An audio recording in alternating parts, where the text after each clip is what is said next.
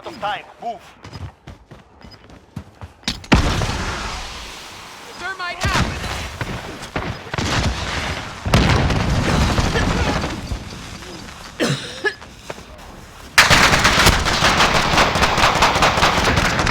Not forget this day.